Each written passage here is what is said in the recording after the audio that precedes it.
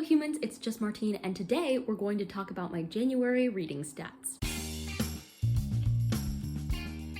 So this year I'm tracking my reading using the spreadsheet that Cassidy from Covers with Cassidy made. And so now I have some monthly statistics that I get to share with you. And then at the end of the year, we'll have end of the year statistics. Hooray, I'm excited about it. I was previously kind of against inputting all this information into a tracker of some kind because I often put it off and then I would have to enter like 10 books at once and it was a whole pain, but I'm trying to keep up to date and make it more of a habit this year. So hopefully we won't have as much resistance there. I have a ton of stats to share with you. We're going to talk through some Goodreads things, some Bookly things, which is an app I use to track my reading, and then we'll go over some statistics from the spreadsheet and some fun graphs. If you like this video, make sure you give it a thumbs up. Let's get straight into it. So in January, I finished 33 books. This is a huge important note for me. A lot of people confine their reading by months, meaning that they typically don't carry over a book into a different month. That is not my style. I read whatever, whenever,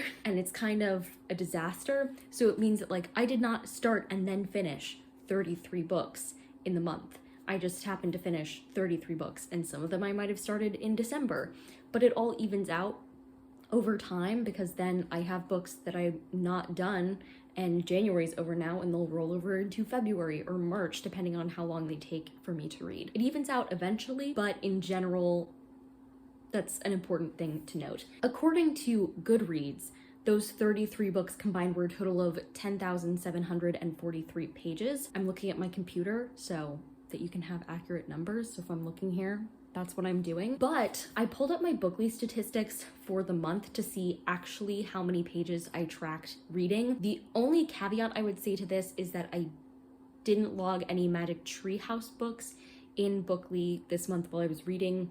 So 350-ish pages that are not included in this, but that's totally fine because Magic Tree House, like, a page barely counts as a page anyway. So in actual pages from all the books that I was reading, I actively read 8,435 of them during the month of January. You can see that that's like a 1,500 page difference between what Goodreads says I read this month and what Bookly tells me I actually read this month. Again, not including Magic Tree House, Bookly says that I spent 96 hours reading, which is not my highest month ever, but it's also not too shabby. And my reading speed was 87.9 pages per hour. That would have gone way up if I had included Magic Tree House in this, but again, I did not. And we had some slow reads this month. Let's jump straight into my spreadsheet. So particularly, I'm looking under the monthly statistics section, and then I made some own graphs myself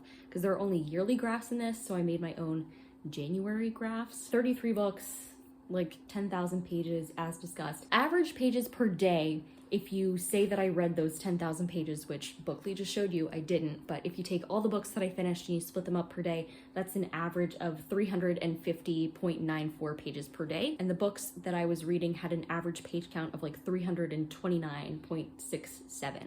So if you look at the average pages read per day and the average page count of the books, that would suggest that I read more than one book a day, which is accurate because there are not 33 days in January. My most read genre was romance. I think this is true by one book, and at one point I was having trouble deciding if a book fit as romance or contemporary, so basically I can say that romance and contemporary were kind of neck and neck. This would be contemporary if I classified one book as contemporary instead of romance. I had a hard time with some of those, especially like YA contemporary romances. I was like, I don't know how to count this. I just went with my gut and sometimes the first tag on Goodreads, and so it says that romance won for January, but it was very neck and neck with some of my other things because I read 6 romance books, but then I read 5 nonfiction books, 5 mystery books, 4 contemporary, 4 sci-fi, 4 adventure books, and then one of several other genres. So you can see that like romance is only ahead by 1 book. And then out of my 33 books that I read, 14 had representation of some kind, which is almost halfway, but not quite. I'd like for that to be a bit higher, but overall it's like not as bad as I worried that it might be. And then 15 of them were by authors that I'd read from before, which means more than half were from new authors, which I feel like typically fits in with my standard of reading. Like, I read a lot of authors that I've never read before. For star rating breakdown, my most common rating was 4 stars, with 12 books getting this. I had 3 5-star books, 2 of which were nonfiction. And so my average star rating was like 3.67, all things considered, because I gave 3 5 stars, 1 4.5 stars, 12 4 stars, 8 3.5 stars, 7 3 stars, 2 2.5 stars, and no 2 1.5 or 1 stars. So overall, a pretty good reading month. Also, the majority of these were backlist, which means like 2021 or earlier, while 9 of them were published in 2022 and 3 of them are 2023 releases, usually arcs that haven't come out yet. I surprisingly had a solid mix of audiobook and ebook as my top format for reading, both of which had 12. This would be a lot different if I hadn't listened to the Magic Treehouse books on audiobook this month, but I did. That skews it a little bit, and physical is not that far behind, with 9 books being read physically. But where you can really see the skewed reading patterns in this is in how I acquired the different books, because 21 of them are library books. So that's either the library at school or Libby. That's a lot of library books. That was most of my reading. We'll get into percentages when I show you the graph, but the second closest one was owned, which I guess is good, which only had 7. So 1/3 as many. In other words, I read 3 times more library books than owned books in January. No comment. And then for series breakdown, this is interesting to keep track of with Squash That series coming up in a few months, pretty soon maybe, because I don't usually keep track unless we're in the midst of Squash That series or it's about to begin, of like where I am with series. I started 2 series, I continued 11 series, I completed 3 series, I caught up with 2 series, and then I read 19 standalones. So that's actually not too shabby that I continued with 11 series.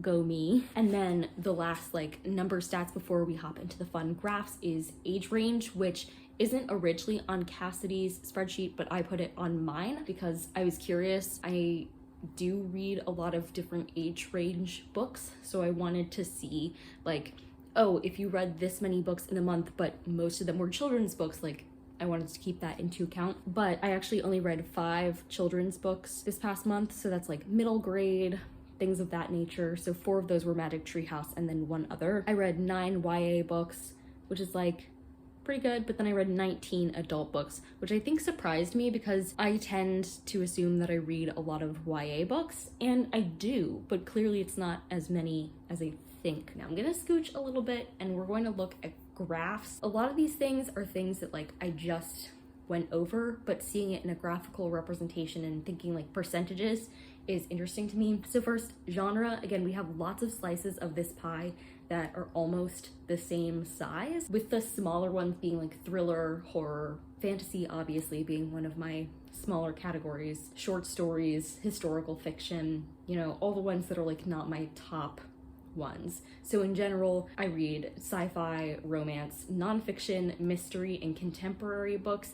The adventure looks like it's the same size, but that's Magic Treehouse, so that's unfairly skewed in my opinion. Next, we're looking at book size. So in this spreadsheet, like a small book, I think, is anything under 300 pages, then 3 to 500 is medium, 500 to like 800 is chunky, and then like 800 and above is large. That's about the breakdown. And so I mainly read medium and small books, which is definitely true to form, especially because in a recent reading vlog, I showed that like I read a 600-page book and it was my lowest rated book of the month. I try to avoid long books just in case I don't like them, because I will just read anything, and I don't typically DNF books. So, but I did read 1 large book. That's that book that got the 2.5 stars in my reading vlog. And then I did read 1 chunky book because I finished A Breath of Snow and Ashes, which is the 6th book in the Outlander series and is like 1,400 pages. That's probably where a lot of the skewedness comes from in terms of like what Bookly says I read page-wise versus what everything else said I read page-wise this month, because I had read several hundred pages of that book in December, but then I did read most of it in January. But it's such a big book that moves several hundred pages over to technically a December read that's now being counted in this reading month. I would say that I want to increase the number of larger chunky books that I read, but most larger chunky books are fantasy. I don't want to force myself to read more fantasy. That's not really important to me. I just think it's interesting to note that, like, overall my biggest category was medium books, and I think that's definitely true to form. I think around 300, 350 pages is where I like books to be, and you can see that in my average page length